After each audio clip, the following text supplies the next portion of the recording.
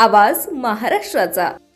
कोरेगाव भीमा या ठिकाणी आज 227वा शौर्य दिन साजरा होत आहे।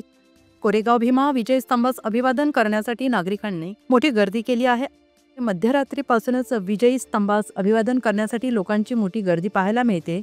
207 वर्षांपूर्वी कोरेगाव भीमा इथे झालेल्या लढाईत महार आणि इतर समाजातील सैनिकांच्या पराक्रमामुळे ब्रिटिश आणि पेशव्यांच्या सैन्याचा पराभव केला। 1 जानेवारी 1927ला डॉक्टर बाबासाहेब आंबेडकर यांनी या विजयी स्तंभास भेट देऊन हा इतिहास पुढे आणला आणि तेव्हापासून या ठिकाणी शौर्य दिवस साजरा करण्यास सुरुवात झाली। आणि आज कामाचा दिवस असल्यामुळे संध्याकाळी कामावरून आल्यानंतर अजूनपर्यंत भीमा अनुयायी यांची गर्दी आतापर्यंत पाहायला मिळते आहे।